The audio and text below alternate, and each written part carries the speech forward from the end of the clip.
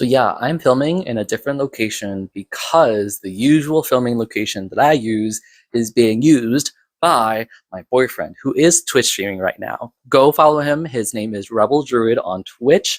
I'll put his account in the description. He plays Persona 4, Tokyo Mirage Sessions, and Dark Cloud. If you like those games, please support him. Go watch his stuff.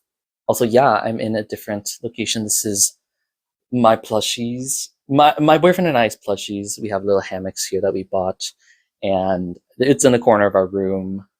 Oh, is it gonna mess up the framing? And then my Hereditary poster. Hello, if you've been here before, welcome back. If not, hi, my name is David. I make videos talking about media that I want to talk about. This is my version of the extreme weather tag. I was tagged by Isabel Reeds. I will have her account and her video in the description of my video, so go check out her video and her account of her version of this tag. This tag was originally created by Literary Michelle. I'll have her account and her video in the description as well. Thank you to both of those accounts for creating this tag. Thank you to Isabel for tagging me. So yeah, this will be my version of the extreme weather tag, which is 8 prompts about extreme weather in books. If you would like, I have a playlist. I created a playlist of all my booktube tag videos. I only have 2 right now, and this will be the 3rd one, but I will keep adding them there. All of my booktube tags in one place, just for you. So go check that out if you so desire, and let's get into it. Prompt 1. How do you think an extreme weather event, such as a hurricane, tornado, or blizzard, impacts the plot of a book? Overall, I think it really does depend on the author and the plot, what they are trying to do, what the plot is trying to do. Generally, a hurricane, tornado, or blizzard will introduce a man versus nature conflict. And for me, the most interesting times is when that's on top of a different other man versus whatever conflict. And that adds some interesting interactions. It creates an obstacle for the characters that usually cannot be overcome because of the sheer size. Generally, the stories become about survival and escaping the inclement weather, the natural disaster, the whatever extreme weather is occurring. Or if they can't escape it, it is a story about isolation and ingenuity. What happens when you cannot get out of this situation? How do you survive that? How do you learn and improve? There's obviously going to be stories about just man versus nature, and I think the plot, it stays pretty the same throughout these types of stories. But a man versus nature conflict on top of a different man versus society, man versus self conflict would shift the plot in extreme ways, especially because most of the time these events are pretty dangerous. And so not only is there a danger within the conflict, there is also danger in the climate. Prompt number 2, name a book you've enjoyed where some type of natural disaster or storm played a role in the story. And so I have chosen to do 2 different books, one for a natural disaster or one for a storm. And for the natural disaster, I chose a flood, and that book is going to be The Book of Dust by Philip Pullman. This is the prequel story to the His Dark Materials books, which became the movie The Golden Compass, which did not do very well, but then became adapted into the series His Dark Materials on HBO Max. Yes. And that was a really good, really good adaptation. Daphne Keane stars as Lyra, the main character. In this book, the prequel, it's about Malcolm and Alice, who are locals in the town where Lyra grew up in, I believe. It's been a hot minute since I read this book, but it's really good. In this prequel, Lyra is about less than a year old, and people from the Magisterium, which is the government / religious institution that knows that she is part of a prophecy and does not want her to fulfill that prophecy, and so they're trying to get her, and Malcolm ends up becoming the person to help her escape using his ship, the Belle Sauvage, which is the name of I believe it's a duology, and the name of the book, the boat in the book. And he gets a premonition, or someone gets a premonition and tells him that, hey, there's going to be a flood, so prepare your boat, Belle Sauvage, and help Lyra escape. And he does. And so the half of the book is preparing for that, and the other half is in the flood itself, while Malcolm and Alice hold and save baby Lyra from the Magisterium. And so it's a really great prequel. Loved the writing here. Not as good as His Dark Materials itself, but I would like to read, I believe it's a duology. I would like to read the second book, which is in, I would say it's a sequel because it's Malcolm as a much older man who I think helps Lyra, no, Lyra's, yeah, helps Lyra as a student after the events of His Dark Materials. Yeah, this flood, natural disaster, really interesting story. And for a storm, I chose the book Ararat by Christopher Golden. Wildly different genre to the Book of Dust. Ararat is a horror book. It's about archaeologists who believe they found a Noah's Ark on Ararat Mountain in Turkey. And when they're there, they discover something horrifying, something demonic. And when they discover this, bad stuff happens. People start dying, people start disappearing, people start acting very, very badly and very, very violently.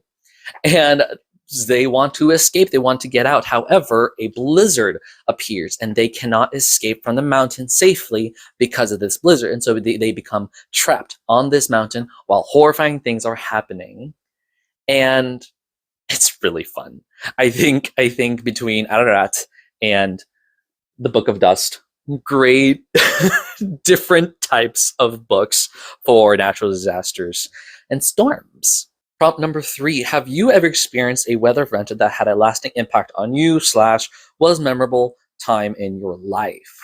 So I live in Florida. And so if you've been in Florida for some time, if you know about Florida, you know that yes, we are the Sunshine State. However, we do have a lot of storms. There's 2 hurricanes that I specifically remember. In September of 2017, there was Hurricane Irma, and I have pictures from my parents that helped me remember about this, but I specifically remember having our home, it was a townhouse, which was connected to other homes, the windows being covered up by blinds, metal blinds. And there was like a company that got hired like every other day leading up to the hurricane to put up those blinders. And it was just some like local man who was hired to do that. And I remember it was really dark when we turned the lights off, and because we had to conserve energy. And I was, in the back of my mind, really scared, not for the hurricane, but because these blinders, or I forget whether shutters, these shutters, they were applied outside of the windows, right? And so to me, that was a very, very big fire hazard. And so I was really afraid about that. How would you escape in this place if you had these shutters outside of the windows and you could not remove them from inside? That was terrifying. But the hurricane itself, nothing really happened. It just got rained a lot. We didn't get that much flooding anyways in the location that we were. And I just remember feeling that fear a lot for these shutters for a hurricane and thinking about it's a fire hazard. I just remember I was 16, 17 during that time. The other hurricane I remember was a little bit more recently in November of 2022. It was a Hurricane Nicole. And I remember this specifically because I had to, or I didn't have to, I thought it was best to go to Melbourne with a friend of mine because I am living in Orlando while that was happening. In Hurricane Irma, I was in Tampa. Hurricane Nicole, I was here in Orlando studying at the University of Central Florida. And I remember going to Melbourne and having to also take notes for my biogeography class. And so I specifically remember taking notes about that while I was in my friend's house waiting out for this storm. It was also nice because it gave us a week off, which, you know, good and bad because we have a week off from school, but also a week off because there's a hurricane. And also it was memorable because it was just 2 months after Hurricane Ian, which we had like half of the week off. And so a lot of my classes were behind in the content. And so because of these hurricanes, we had to cut a lot of stuff in the curriculum. And then we also had to like hurry up on other stuff. But overall, in general, these hurricanes did not affect me in any like dangerous way, which I find myself very grateful for, thankful for, specifically because I was in locations where it didn't hit hard. I know that Nicole, I think, hit really hard in St. Pete, And then Irma hit really hard in Orlando while I was in Tampa. And so those are the ones that I remember most. Prompt number 4. What is your favorite type of book to curl up with while a storm is raging outside? No, so for me, I tend to read just whatever's next on my TBR. I collect a physical list of all of the books that I've gotten, and they just accumulate as I keep adding on to the list, and I start removing reading from the beginning of the list and just go forward. And so a lot of times, say for example, right now my physical list, I have some books that I bought last month that I'm starting to read today. And then like 2 weeks ago I bought a book, or a week ago I bought a book, and that won't be read until like a few months later. And so I don't really tend to like pick, oh, let me read this book during this time, because I tend to read new books, not reread books, unless I add a reread book to my TBR. But if I had to pick like a random type of book to read, I think I would just pick any fantasy or science fiction book, because I like science fiction and fantasy for escapism. And if it's like raging outside, I would not want to read anything horror. I do enjoy horror a lot as well, but fantasy and sci-fi, there's escapism in that. And especially if it's dark and cozy. Oh, you know what book would be amazing for me to read during a storm? Starving Saints by Caitlin Sterling. I read this recently, and I was reading it at work, and I feel like it suffered because I was in that location.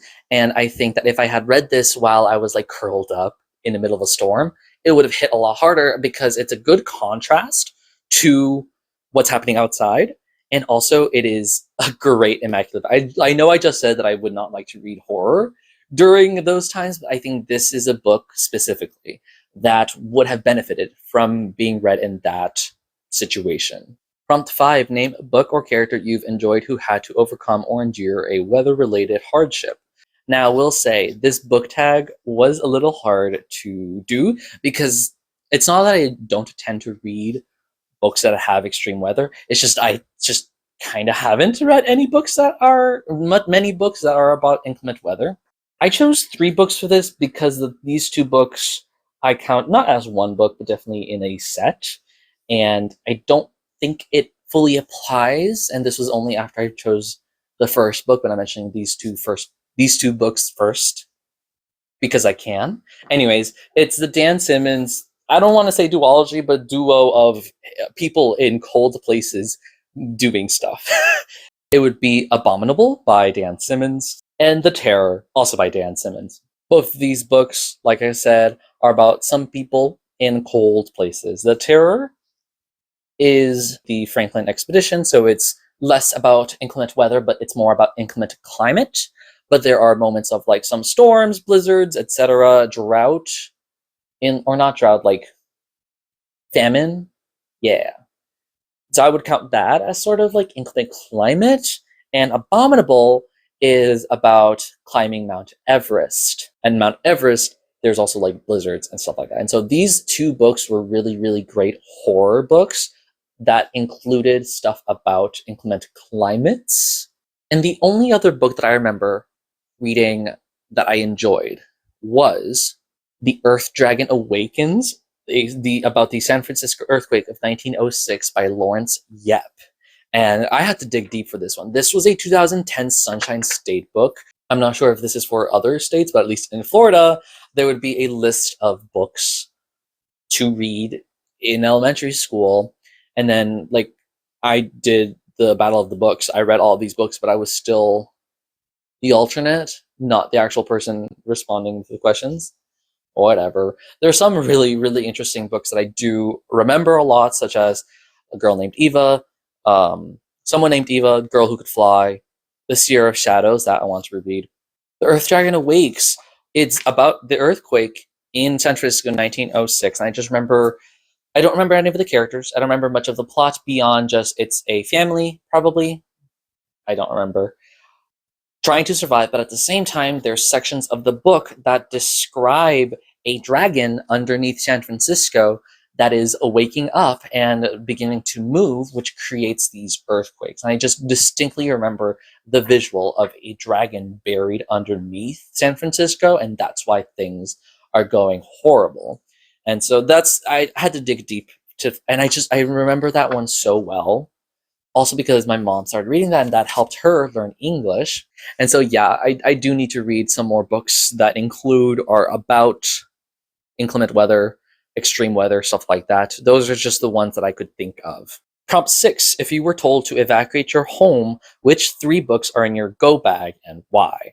So these books, this was equal parts easy and hard to choose because I have a lot of amazing books that I absolutely adored and loved. But the number one that I immediately said, yes, this is one that I have to have in my to-go bag is The God of Small Things by Arundhati Roy. If you can see, I annotated it because I also made a video talking about how amazing the writing in this book is. And every once in a while, I just feel like I want to dive back into the writing, into the world, into the lives of the characters in this story because it is so rich in character, in writing. The writing is just amazing, and like I said, I made a video all about it. So go check that out if you so desire. Number one, as of right now, 2025, this is my number one book ever. The other 2 books that I had to choose, it was difficult to narrow down, but I did end up with There Will Come a Darkness by Katie Rose Poole. This is book 1 of the Age of Darkness series, which I really need to reread these, even though I read these like 2 years ago. But it's a trilogy, 3 books about 6 people in a country who are dealing with religious and political strife. There's magic and there's romance. It has my favorite romance trope, which is a bodyguard romance. And it's gay, and I really love it. The characters are so fun and so interesting, so compelling. I would get the first book because it introduces all these characters and the storylines and stuff like that. I do think that it improves vastly as we continue through the books, and so I would get this first book just to have it, just because I cannot lose this book, and I can get the other 2 books if I have to evacuate. Because we're assuming in this scenario that evacuating means I'm going to lose everything, which, knock on wood, I don't, but I would have to have this. And the third book that I chose would be based just on size and sheer content of the book, and that would be House of Leaves by Mark Z. Danielewski. This book is just chocked full of stuff and things to draw from and things to pull from. So if I am ever bored, I can be like, hey, what is happening? And it's a big book and it's sizable and has a lot in it. 3 different storylines. I love the Davidson record. I could do without Johnny Truant, but Johnny Truant's also important. I could just reread some of Johnny Truant's stuff because honestly, I mostly skimmed his stuff because I didn't care for it. But also, it was hard to read. This is also another book that I would say was hard to read at work. So, but yeah, House of the Leaves, There Will Come a Darkness, and The God of Small Things. In my to-go bag, I am leaving with these 3. I need to have these. Prompt 7. If you were writing a novel and had to use one of the following, hurricane, blizzard, tornadoes, or wildfire in your story, which do you choose and why? I think I would choose a hurricane or a blizzard because for me, I'm not really that interested in stories about man versus nature.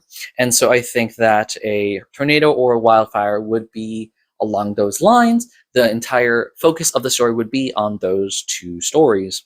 I think that a hurricane and blizzard creates a very interesting backdrop because the majority of the time, if you're lucky, obviously, if you prepare and stuff like that, a hurricane, you can just wait out inside your home, do not go outside, etc. Same thing with a blizzard. I think blizzards are quote unquote less dangerous than hurricanes, depending on the situation. But either way, both of them can just be an obstacle and a thing to isolate the characters. And I would not focus wholly on that, but obviously there would be moments of having to deal with a hurricane and a blizzard. I have not lived through a blizzard, but I have lived through a hurricane. And honestly, the times that I've had to live through a hurricane, it's been pretty boring because I've been in a safe space, which I'm very thankful for. But I would write them as a backdrop, as a thing that is looming over, that is not the main problem, like a murder mystery or a romantic drama or something like that that is happening. I think there's got to be romance stories where the couple is trapped inside a cabin during a blizzard, and I don't know, enemies to lovers, there was only one bed, etc., etc. So I would probably use those two in my stories, but I honestly don't find natural disasters that compelling in stories. I'd have to find a really good story to pair it with, at least. Prompt 8. Is there a book in your current TBR that features some type of inclement weather or natural disaster? So like I said, this was a really hard book tag because I don't really pay attention to like if this book has a natural disaster or not. So I had to look up online like, hey, what stories have natural disasters, and see if I have it on my list on Goodreads. And one book that I've had in my TBR for some time is Dark Matter by Michelle Paver. I was on a list of books about natural disasters. Not sure exactly what natural disaster is, but I'll read you, I have it off to the side here, read you the synopsis. January 1937, clouds of war gathering over a fog-bound London. 28-year-old Jack is poor, lonely, and desperate to change his life, so when he's offered the chance to join an Arctic expedition, he jumps at it. I think the Arctic expedition has blizzards in it, probably. Spirits are high as the ship leaves Norway, 5 men and 8 huskies crossing the Barents Sea by the light of the midnight sun. At last they reach the remote uninhabited bay where they will camp for the next year. Gruhuken, that's the camp name.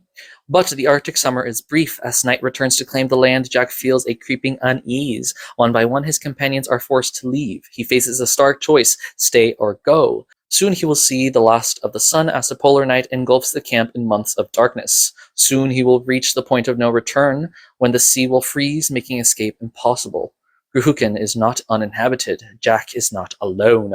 Something walks there in the dark. I assume it's a blizzard. I don't know. I don't quite know. Like I said, I don't really keep track of is this book have a natural disaster or not, but this definitely sounds like a very interesting horror story. It's also called a ghost story in Goodreads.